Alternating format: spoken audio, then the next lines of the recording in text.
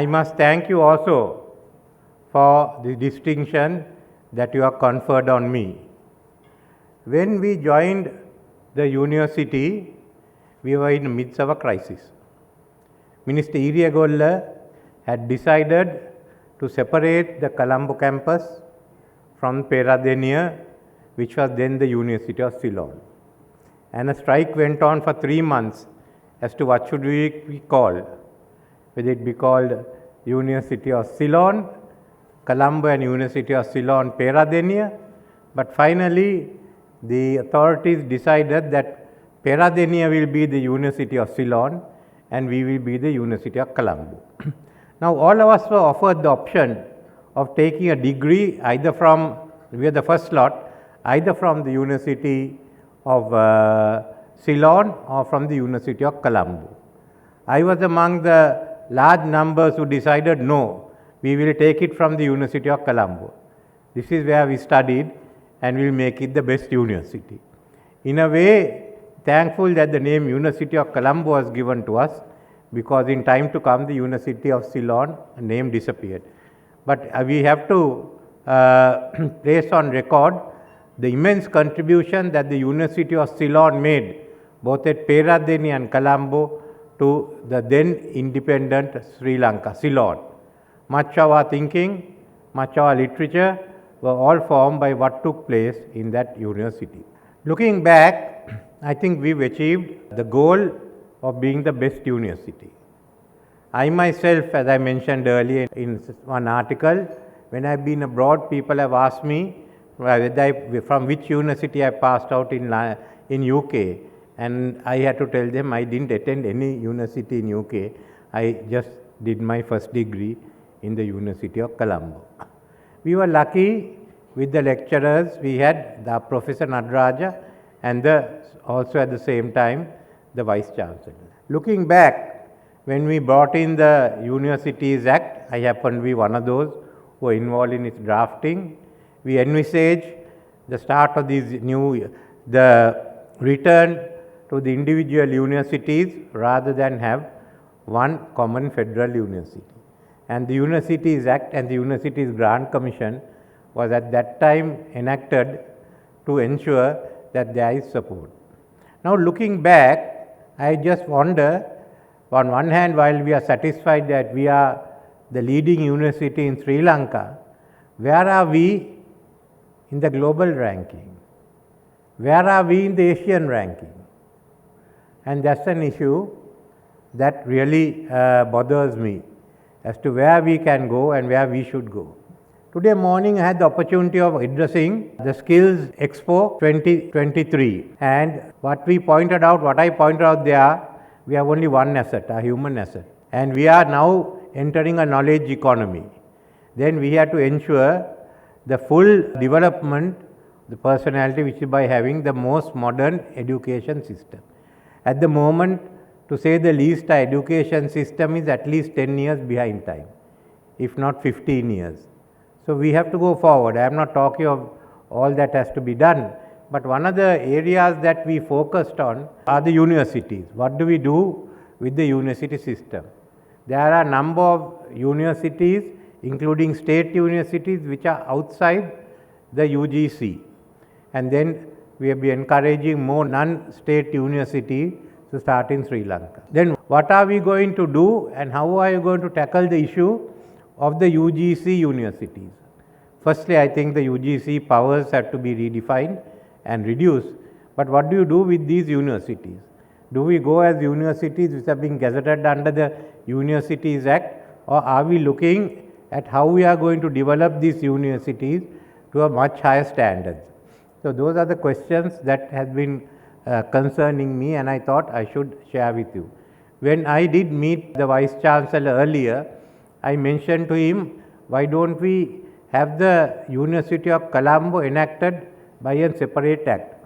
The University of Colombo was enacted in 1967. It was then repealed for the University of Ceylon Act 1972, and thereafter for the Universities Act. But I think there is a case, if the university so agrees, that we should incorporate ourselves under a separate act called the University of Colombo. Then what is the structure you will have? In fact, we've been discussing whether such universities should have a board of regents, of whom some of the members will be elected by the alumni itself. We have to think out of the box of how to develop the university. So the first question is, are we ready, or do we want a separate law passed in respect of the University of Colombo? There may be other universities that may make the request. What does the University of Colombo and its alumni think of this proposal? Secondly is the question of land. I am told that there isn't sufficient accommodation in the Colombo present Reed Avenue campus. I still think there are a few buildings towards Bullers Road that still can be abolished, and you can put a 4 or 5 story building. And more than that, the decision has been to go to Homagama, to Diyagama. I don't see the need why we should go to Diyagama. That is closer to the University of Sri Jayawardhanapura. And there is a proposal that to start the University of Sitawaka there. So let's look at, I am prepared to ensure that we can get some land in Colombo. It may not be 5-6 acres, but acre and a half would be sufficient if you put a 10 or a 15 story building, where we have to save land and we have to go up.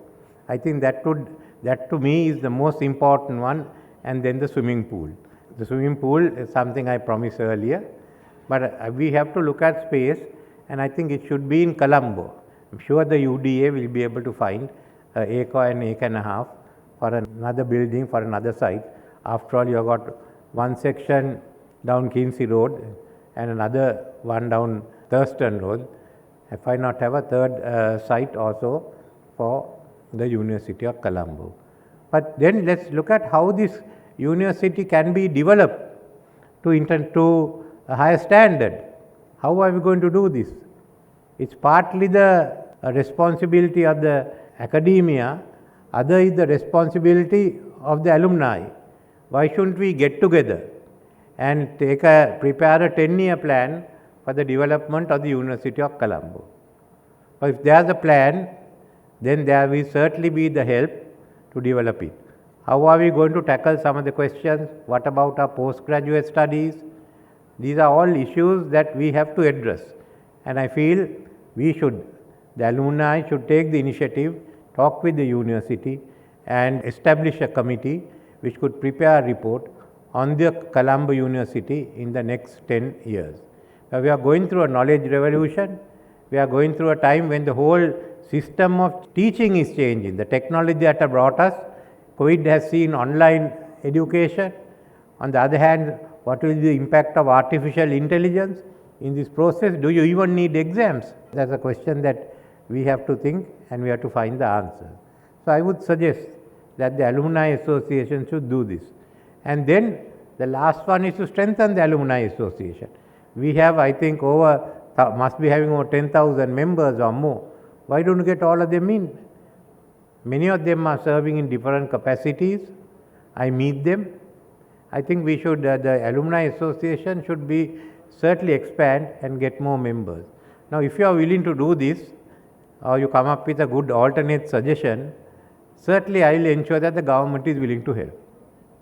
But it's a journey, are you all willing to take? Are you all willing to go down this road? If you are willing to help, because at the moment we have to innovate in education, especially in regard to our universities and how we are going ahead. So let us put our thinking caps together and see what you can do in regard to the Colombo University. If you wait too long, another university and its alumni may overtake you.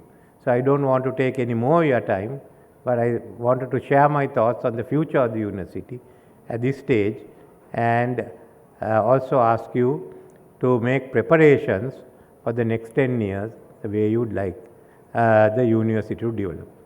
So let me thank you again for the patient hearing and for inviting me to this august occasion. Thank you.